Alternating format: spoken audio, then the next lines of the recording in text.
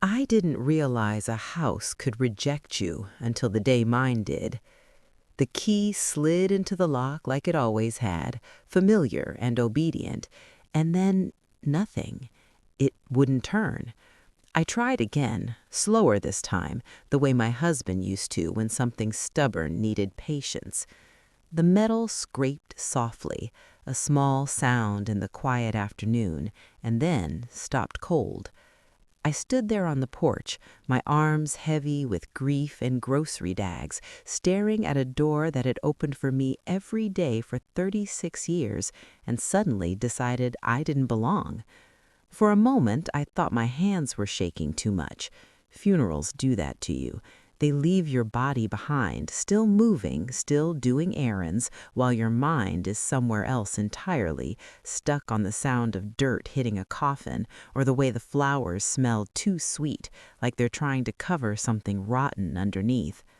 I set the bags down and tried the key again. Same resistance, same quiet refusal. That was when I noticed the new brass deadbolt, bright and unfamiliar, catching the late afternoon sun. My stomach tightened. I hadn't put that there. I knocked, gently at first, then harder. "Hello," I called, my voice thinner than I expected. "Is someone inside?" The house stayed silent, the way it had been since my husband, Harold, took his last breath in the hospital room 3 days earlier. Silence had become my companion lately, at the dinner table, in the bed, in the long hours between sleep and waking. Then I heard footsteps. The door opened just a crack, enough for me to see my daughter-in-law's face framed by the chain lock, Emily. Her hair was pulled back neatly, her eyes dry. She looked composed, too composed. "Oh," she said, like she hadn't expected to see me. "You're back." "I live here," I replied, the words coming out automatically, like muscle memory. "My key isn't working." She didn't answer right away. Her eyes flicked down to the grocery bags, then back to my face. There was something hard there, something guarded. "I changed the locks," she said finally. The sentence hung between us, simple and devastating. "You what?" I asked. Emily sighed, as if I were a child who hadn't understood a basic instruction. "I changed the locks. It's just easier this way." "Easier for who?" I whispered. "For everyone," she said. "This house belongs to my husband now." My ears started ringing. "My husband just died," I said, each word deliberate. "This is our home." She shifted her weight, uncomfortable but unmoved. "Harold left things very clear. There's paperwork."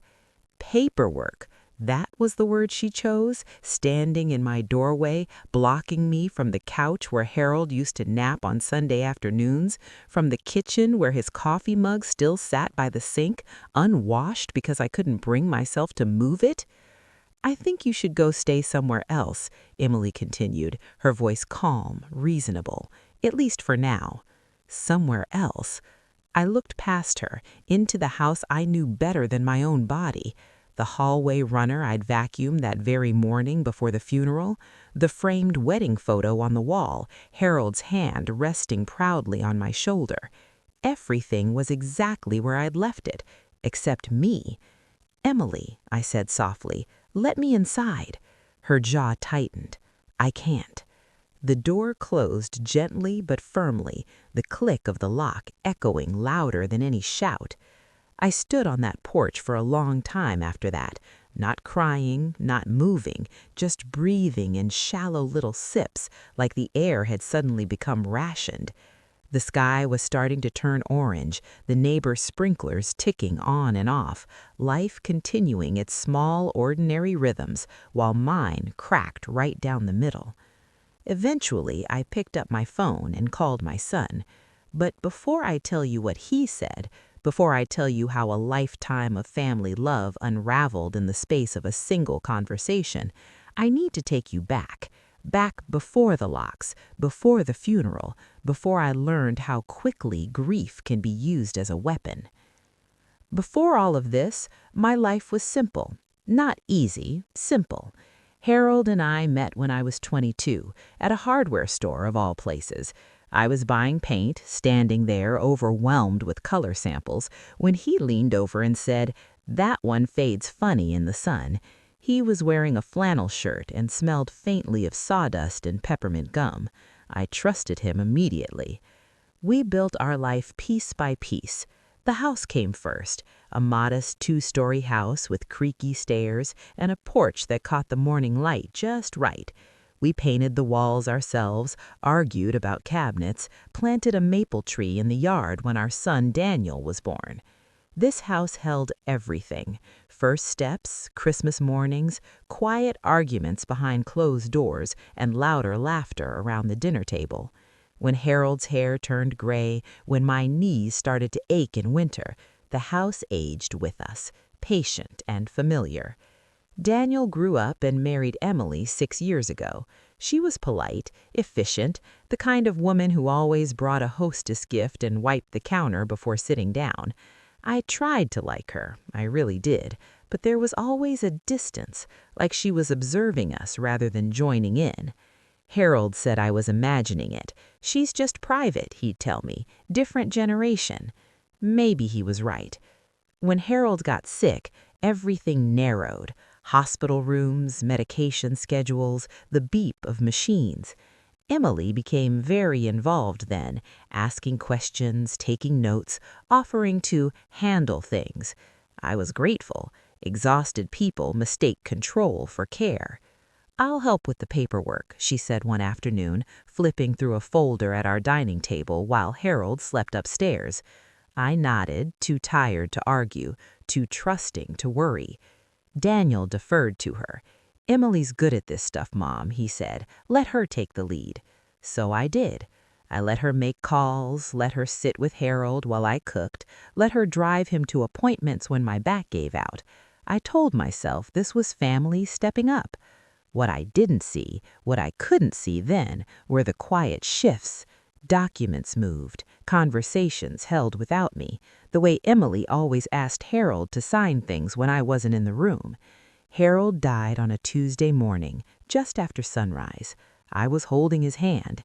Emily arrived later, her eyes already dry, her arms full of folders. I remember thinking it was kind of her. I remember thinking a lot of things that day that turned out to be wrong. Standing locked out of my own house 3 days later, the weight of it all pressed down on me at once. Grief, confusion, a cold, creeping fear. I picked up my phone and called my son. "Daniel," I said when he answered, "your wife changed the locks." There was a pause on the other end, too long. "Mom, we need to talk." And just like that, I knew. Something had been taken from me long before the key stopped turning. Daniel didn't come home that night. After he said, "Mom, we need to talk," he promised he'd call me back. I stood there on the porch, my phone pressed to my ear long after the line went dead, listening to the faint hum of traffic down the street and the chirping of birds settling into evening. I waited the way women like me always wait, quietly, patiently, believing love will show up if we give it enough time. It didn't. I ended up spending the night at my sister Ruth's place, 30 minutes away, in a guest room that smelled like lavender sachets and unfamiliar detergent. Ruth tried to be gentle, offering soup I couldn't eat and questions I couldn't answer. "What happened?" she asked, sitting on the edge of the bed. "I don't know yet," I said. And that was the truth. I knew what had been done to me, but I didn't yet know how or why. Betrayal is like that. It arrives before the explanation.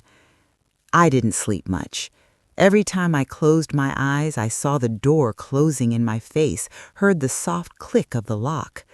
By morning, my grief had hardened into something else. Not anger exactly, something colder, clearer. When Daniel finally called the next day, his voice sounded tired, not grieving tired, defensive tired. "Mom," he said, "Emily showed me the documents." "What documents?" I asked. The ones Dad signed, he replied. The house, the accounts, he transferred everything. I sat down slowly on the edge of the bed. Transferred them to who? To me, he said. Well, technically to both of us. Both of them. I don't understand, I whispered. Your father would never... Emily says he wanted to make sure things were simple, Daniel interrupted. No probate, no confusion. He didn't want you dealing with paperwork at your age. At your age. The words stung more than they should have. I was 64, not 84. I'd managed a household, raised a child, worked part-time for years. I wasn't fragile, but Emily had a way of turning competence into inconvenience. Did you see him sign these papers? I asked. Another pause. No, Daniel admitted, but they're notarized. It's legal. Legal. That word again. So you're just okay with this? I asked, with your mother being locked out of her own home? Emily thought it would be better if you had some space to grieve. Space, like grief could be measured in square footage. I need to see these documents, I said. There was hesitation on the line. Emily has them, he replied. She's very organized. I'll come by. I want to sit down, all of us. Silence stretched between us, thick and uncomfortable. I'll ask her, he said finally. They didn't invite me over. Instead, Emily emailed me a scanned packet of papers that afternoon, neat and thorough, every page labeled. I printed them at Ruth's kitchen table, the printer whirring too loudly in the quiet house. As I read, my hands started to shake. There it was. Harold's name, Harold's signature, a quitclaim deed transferring ownership of the house to Daniel, power of attorney forms, bank account changes dated just weeks before Harold died. But something was wrong. I'd lived with Harold for 40 decades. I knew his handwriting the way you know a loved one's walk from a distance.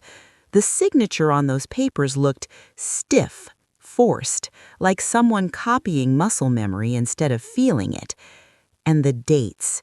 The dates were during a time when Harold could barely hold a spoon. I remembered those weeks clearly, the tremor in his hands, the confusion that came and went, the way he'd ask me the same question twice in an hour. I felt a chill run through me. That evening, I drove back to the house. I didn't knock this time. I stood on the sidewalk, looking at the windows glowing warmly, the lights on inside like nothing had changed. I saw Emily moving in the kitchen, cooking, my pots, my pans. Something in me broke then, but it wasn't the kind of break that leaves you scattered. It was the kind that sharpens. I went home to Ruth's and made a list. Doctors, dates, witnesses, everything I could remember from Harold's final months. I found hospital discharge papers, old appointment cards in my purse, notes I'd scribbled while sitting by his bed. Proof of his condition, proof of his vulnerability. The next morning, I called an attorney. Her office smelled like old books and lemon polish. She listened quietly as I told my story, my voice steady despite the storm inside me. She didn't interrupt. She didn't rush me. When she finished, she folded her hands and said, "You may have a case." I exhaled for the first time in days. Changing the locks was a mistake, she continued. That could work against them. And if your husband lacked capacity when he signed those documents, I know he did, I said. I know he did. Then we investigate, slowly, carefully. I nodded. That word slowly felt right. Emily moved fast, counting on my grief to keep me quiet. She'd mistaken sorrow for weakness. That weekend, Daniel finally came to see me. He stood in Ruth's doorway, hands in his pockets, eyes uncertain. "Mom," he said softly, "Emily's stressed. This whole thing—" "Sit down," I said. He did. I showed him the medical records, the timelines, the signature comparisons. I didn't accuse, I didn't raise my voice, I just laid the truth between us like a map. He stared at the papers, his jaw tightening. "She said Dad wanted this," he murmured. "She said," I repeated gently. For the first time since Harold died, I saw doubt flicker across my son's face. "I loved your father, and he loved this family, but he would never leave me homeless." Daniel swallowed hard. That was the moment something shifted. Not everything, not yet, but enough. Enough for him to say, "I didn't know." Enough for me to realize I wasn't alone. The fight wasn't over. In many ways, it was just beginning. But for the first time since the lock turned against me, I felt my feet on solid ground. And I knew one thing for certain. Emily had underestimated me. Emily didn't come with Daniel the next time he visited. That alone told me more than any document ever could. Daniel arrived on a gray Tuesday afternoon, the kind of day where the sky presses low and everything feels heavier than it should. He looked thinner, older somehow, like the past week had pulled him forward in time without asking permission. He sat at Ruth's kitchen table across from me, his coffee untouched, his hands folded too tightly together. "She's angry," he said finally. "I imagine she is," I replied. "She says you're trying to turn me against her." I studied my son's face, the familiar slope of his nose, the crease between his brows that appeared when he was thinking too hard. I remembered that crease from when he was little, struggling with math homework at this very same table. "I'm not turning you against anyone," I said quietly. "I'm telling you the truth." Daniel looked down. "She said you're confused, that grief is making you imagine things." I felt a familiar ache in my chest, but I didn't let it show. "Did she say that to your father, too?" I asked. His head snapped up. "What do you mean?" "I mean," I said gently, "did she ever tell him he was confused when he disagreed with her?" Daniel didn't answer. He didn't need to. The silence between us filled with memories neither of us had named before, moments that suddenly made sense in a new light. Emily taking over phone calls, Emily insisting on being present for important conversations, Emily correcting Harold when he misremembered something small, smiling all the while. Control often wears the mask of concern. "I want to see the originals," I said, "the physical documents." Daniel hesitated. "They're in the house." "In my house," I corrected softly. He nodded. "Emily won't like it." "I'm sure she won't," I said. 2 days later, we stood together on the porch. Daniel unlocked the door. The sound of the bolt sliding back sent a strange shiver through me. Not relief exactly, but recognition, like the house was sighing open despite itself. Emily was waiting inside. She stood near the dining table, arms crossed, her posture stiff but her expression carefully neutral. "I didn't realize this was happening today," she said coolly. "I asked to see the papers." Daniel agreed. Her eyes flicked to him, sharp and quick. "We talked about this." "Yes, and I want clarity." For a moment, something raw slipped through her composure. Fear. Not of me, but of losing control. She retrieved the folder from a drawer and set it down with a little too much force. "Everything is perfectly legal. You're wasting time and money." I opened the folder slowly, breathing in the familiar smell of paper and ink. The originals felt heavier than the copies, more final somehow. I turned pages carefully, noting dates, initials, the notary stamp. "This one," I said, tapping a page. "This is dated March 14th. Emily nodded. "Yes." That was the day Harold was admitted for pneumonia. He was on oxygen. He didn't recognize Daniel until that evening. Daniel's face drained of color. He signed it earlier, before things got bad. I met her gaze. At 10 in the morning. Yes. I turned to Daniel. You were there that morning. You stopped by before work. He frowned, searching his memory. Dad was asleep.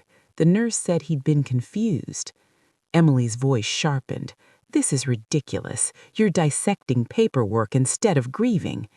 I am grieving, I said. That's why I'm here.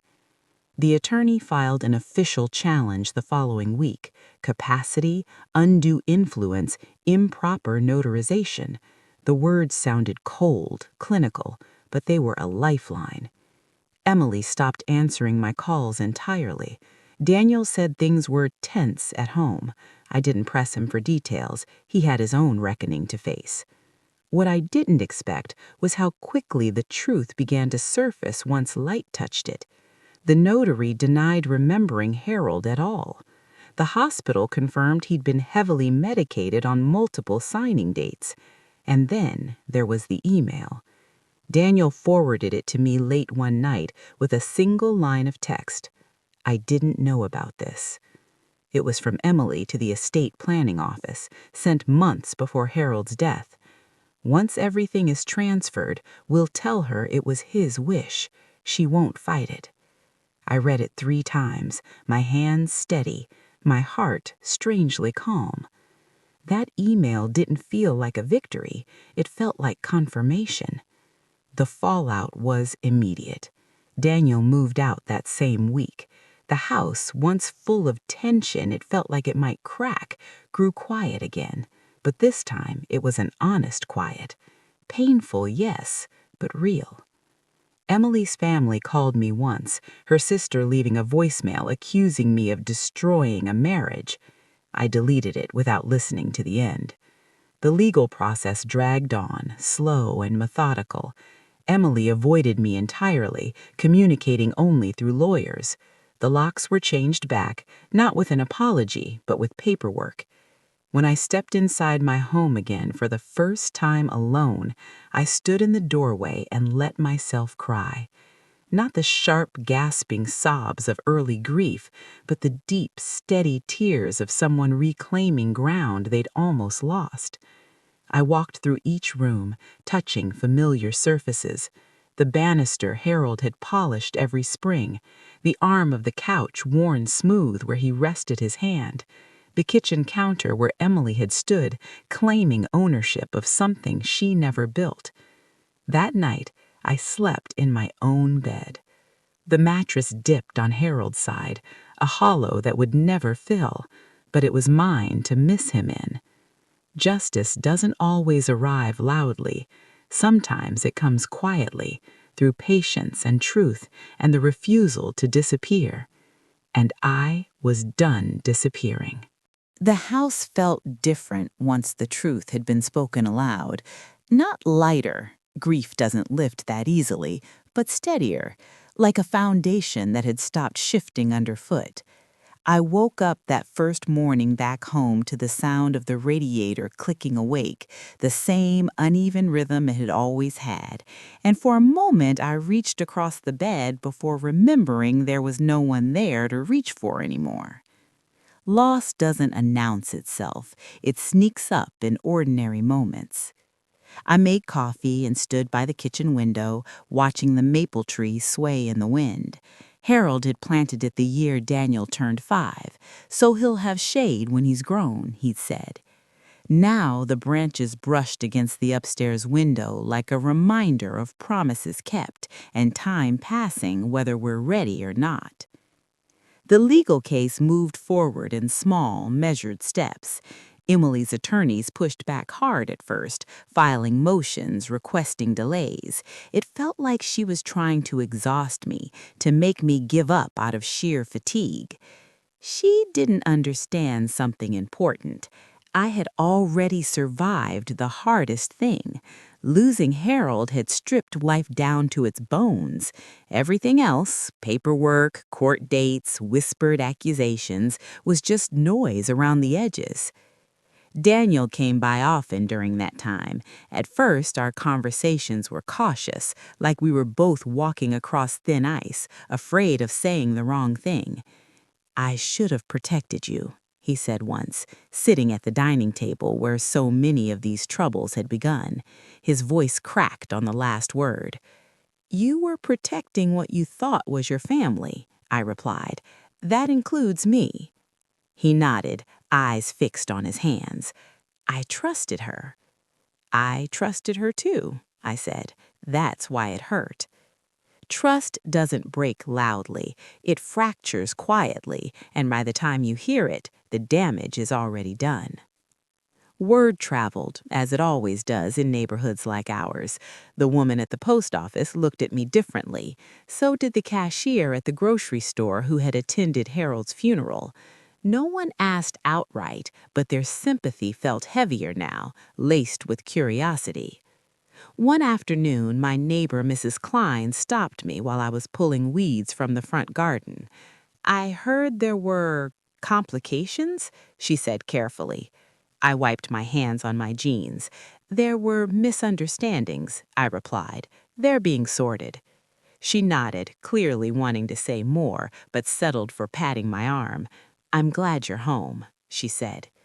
So was I. The turning point came unexpectedly. Emily requested a mediation session. We sat in a small, neutral conference room, the air conditioning humming too loudly, the table polished to a shine that reflected our faces back at us. Emily looked tired now, the sharp edges dulled. She avoided my eyes. Her lawyer spoke first, outlining a proposed settlement, partial return of assets, shared ownership, conditions. I listened without interrupting, my hands folded neatly in my lap. When you finished, I shook my head. "No," I said. Emily finally looked at me then, surprise flashing across her face. "You're being unreasonable." "I'm being clear. This house was my home. I want it returned to me in full." Her jaw tightened. "Daniel is my husband, and I am his mother, and this was my husband's house as much as it was his." The mediator glanced between us. "Mrs. Carter," he said gently, "perhaps we can find a compromise." "I already have. The truth."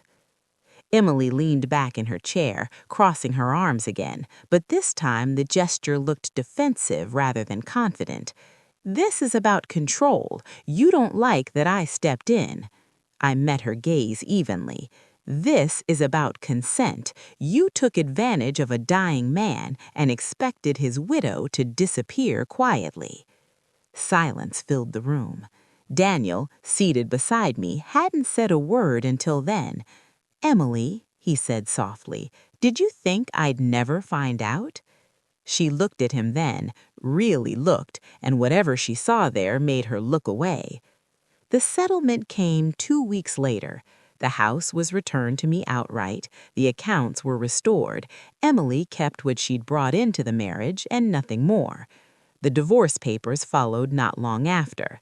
Daniel didn't celebrate, neither did I.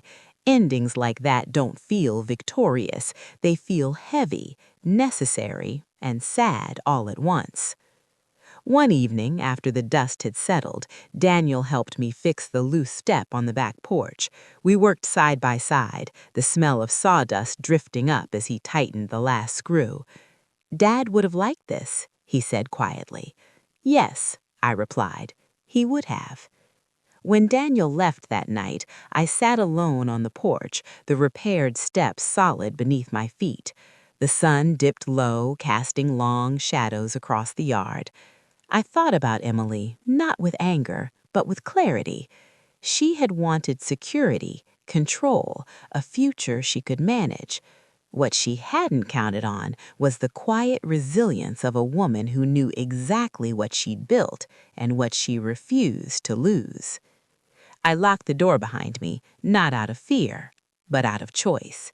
And for the first time since Harold's funeral, the click of the lock felt like protection instead of rejection. Life didn't snap back into place after that. It eased, slowly, like a stiff joint learning how to move again. The mornings were the hardest. I'd wake up just before dawn, the house still wrapped in that blue-gray quiet, and for a few seconds I'd forget everything. I'd listen for Harold's breathing, the soft whistle he made when the weather changed. Then memory would return, gentle but firm, and I'd lie there staring at the ceiling until the light shifted. Grief is patient. It waits for you to be alone. I started taking long walks around the neighborhood, not to clear my head, nothing clears grief, but to keep my body moving. Past the houses where Daniel's friends used to live, past the corner store Harold and I walked to every Saturday morning for the paper. The owner still asked about him. I still answered. He passed, I'd say, and every time it felt like saying it for the first time. Daniel called often. Sometimes we talked about practical things, repairs, bills, the garden. Other times we talked about nothing at all. Silence between us had changed. It wasn't loaded anymore. It was shared. "I'm sorry," he said one afternoon, out of nowhere. "I know," I replied. "No," he insisted. "I need you to hear it. I should have asked questions sooner. I should have listened." I stopped walking and sat on a low stone wall, the phone warm in my hand. "You're here now," I said. "That matters." What I didn't say, but understood, was that trust doesn't return all at once. It grows back in small, careful increments, like a plant you water daily even when you're not sure it will survive. The legal case officially closed a month later. I filed the papers away in a box labeled simply "House" and slid it onto the top shelf of the closet. Not because I wanted to forget, but because I didn't want to live inside it anymore.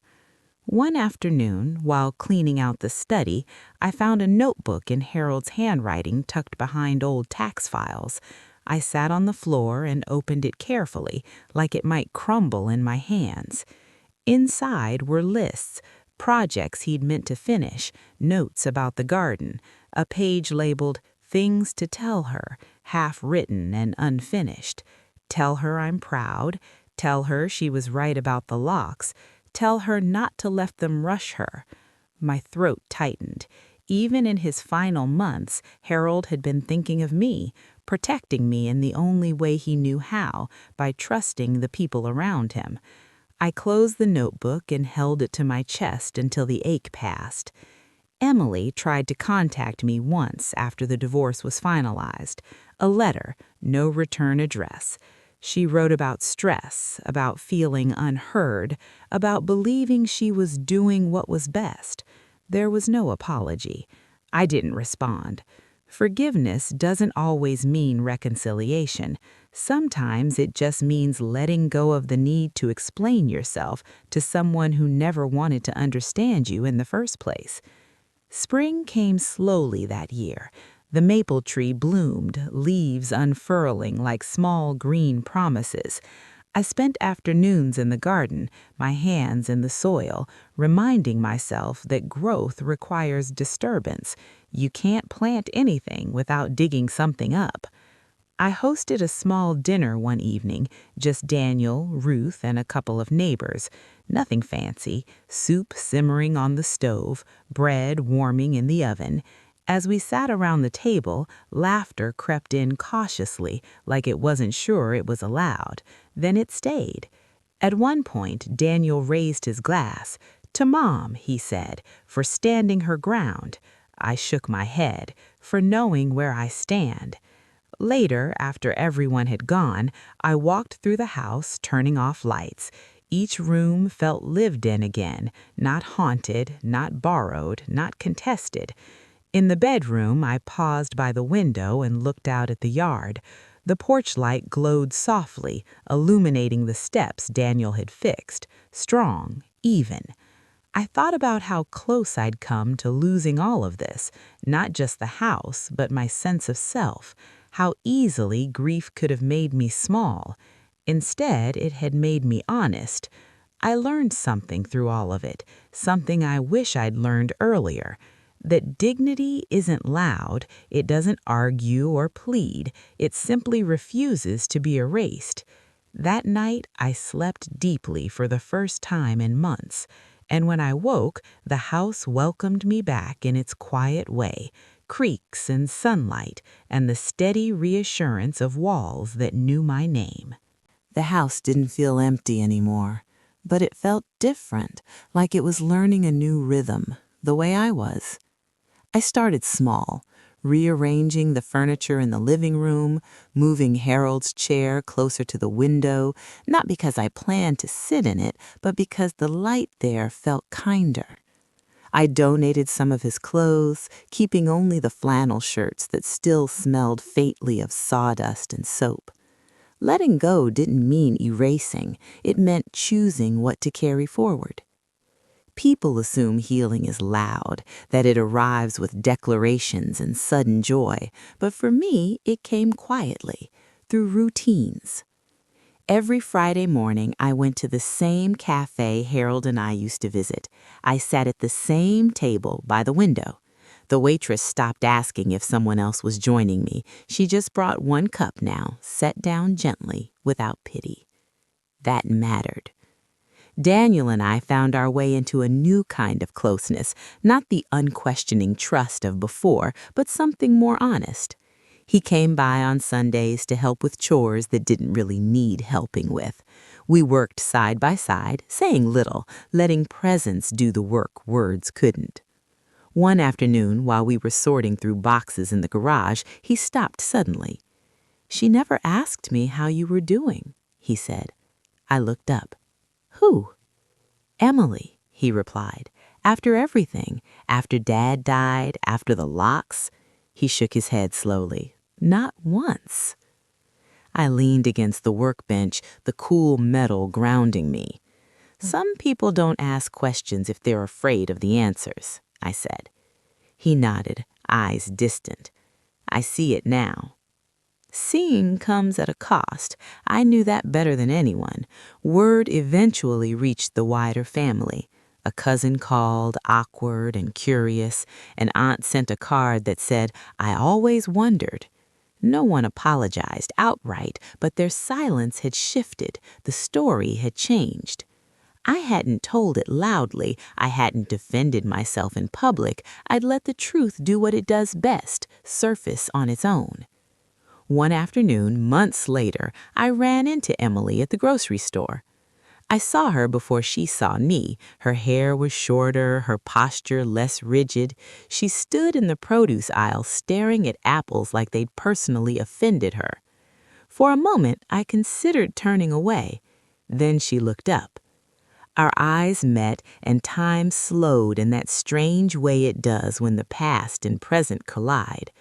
Her expression flickered, surprise, discomfort, something like regret, but she said nothing. Neither did I. We stood there, two women bound by the same story but living in very different chapters now. Then she turned and walked away, her cart rattling softly behind her. I didn't feel triumphant. I didn't feel angry. I felt finished. That night, I wrote her name on a small piece of paper and placed it in a drawer with other things I was done carrying, old receipts, broken pens, worries that no longer fit. Letting go isn't dramatic, it's deliberate. As summer edged toward fall, I found myself thinking about the future in ways I hadn't allowed myself to before. Not big plans, just gentle ones. I joined a local book club, I repainted the guest room, I planted bulbs in the garden, imagining color months ahead. Each act felt like a quiet declaration. I expect to still be here. One evening, Ruth asked me, "Do you ever wish you'd handled it differently?" I thought about the porch, the lock, the email, the mediation room. "No," I said finally. "I wish it hadn't happened, but I don't wish I'd stayed silent." Silence has its place, but so does standing your ground. On the anniversary of Harold's death, Daniel and I visited the cemetery together.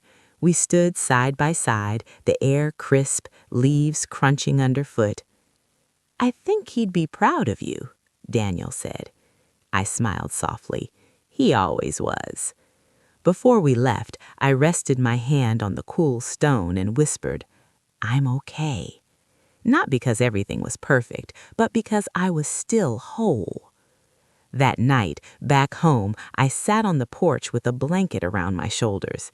The street lights flickered on one by one like a slow applause. The house behind me felt solid, familiar, mine. I thought about how close I'd come to losing not just walls and a roof, but my voice. Grief had tried to quiet me, betrayal had tried to shrink me. Neither succeeded.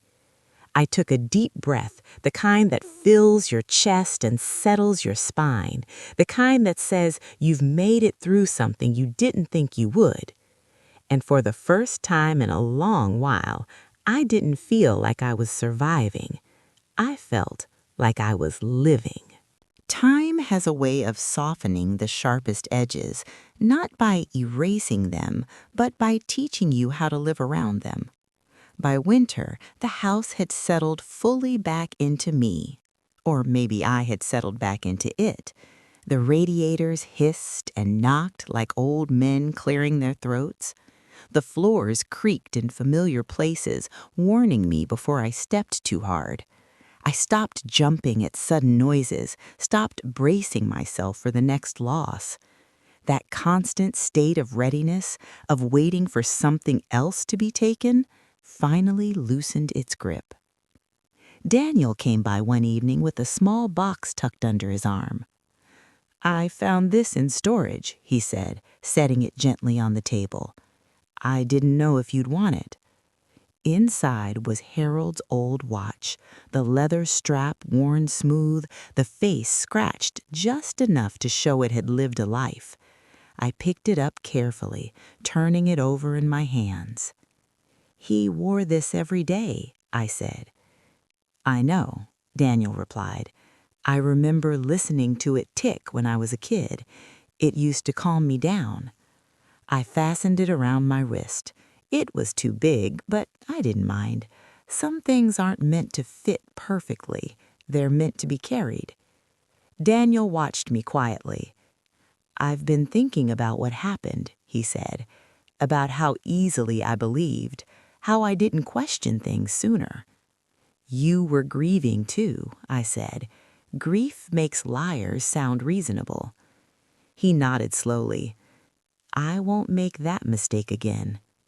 I hoped he was right, not just for my sake, but for his own. After he left, I sat alone at the table, the watch ticking softly in the quiet. Each second felt like a small reminder I was still here, still moving forward, even when I stood still. In the months that followed, I found myself becoming a different kind of listener. Friends confided in me more, neighbors lingered longer at the mailbox. People sensed something in me, not hardness, but steadiness. One woman from the book club pulled me aside after a meeting. "How did you do it, stand up to family like that?" I thought for a moment. "I stopped asking for permission," I said. She smiled, but there was sadness in her eyes. I recognized it, that look of someone who hadn't yet chosen themselves. Choosing yourself doesn't mean choosing loneliness. That was one of the lessons I carried forward. I hosted more dinners, not big gatherings, just enough people to fill the rooms with warmth and conversation. The house responded to that. Laughter softened corners that had once held tension. Music returned, low and gentle, drifting from room to room. On quiet nights, I talked to Harold out loud, not because I believed he could hear me, but because it helped me hear myself. "You would have hated the paperwork," I'd say with a small smile, "but you would have liked how it turned out." The ache never fully left. It settled into me, a familiar companion, but it no longer controlled my days. One afternoon, as I was sorting through old photos, I found one of Emily from years ago, standing beside Daniel at a family barbecue, smiling stiffly at the camera. I studied it for a long moment. She hadn't always been cruel. She'd been afraid of instability, afraid of being left out, afraid of not having enough. Fear doesn't excuse harm, but it explains it. I placed the photo back in the album and closed it gently. Understanding isn't the same as inviting someone back into your life. The following spring, I had the locks replaced again, not because I needed to, but because I wanted to. New keys, new weight in my hand, a small ritual of closure. When the locksmith finished, he handed me the spare and said, "You're all set." "Yes," I replied. "I am." That evening, I stood in the doorway, keys warm in my palm, and felt something close to pride. Not the loud kind, the quiet kind that settles deep in your chest. The kind that says, you didn't disappear when it would have been easier to. I knew then that this chapter of my life was ending, not with a bang, not with bitterness, but with understanding. I had been tested in my most vulnerable moment, as a wife newly turned widow, as a mother forced to confront the limits of trust, as a woman expected to step aside. And I hadn't. I stepped forward instead. The house stood behind me, steady and sure, not just a structure of wood and brick, but a witness to love, to loss, to the strength that emerges when you refuse to be quietly erased. I turned the key and went inside, closing the door gently, deliberately, on everything I no longer needed to carry. Sometimes, when the house is quiet and the evening stretches long, I sit by the window and think about how close I came to losing myself along with everything else. Not just the house, not just the furniture, the walls, the life Harold and I built, but my voice. Grief has a way of making you small if you let it. It convinces you that you shouldn't rock the boat, that you should be grateful for scraps of kindness, that standing up for yourself is somehow disrespectful, especially when family is involved. For a while, I believed that too. But here's what I learned, and what I want you to hear if you're listening tonight. Love does not require your silence.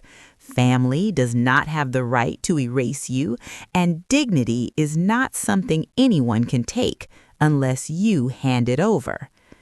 I didn't fight because I wanted revenge. I fought because I wanted truth, because I wanted to sleep in my own bed, make coffee in my own kitchen, and grieve my husband without being treated like an inconvenience. And I learned that strength doesn't always shout. Sometimes it whispers, "No, this is mine." If you're someone who's been pushed aside after giving everything, if you've been told to wait, to be patient, to understand while your heart breaks quietly, I see you, and I want to ask you something.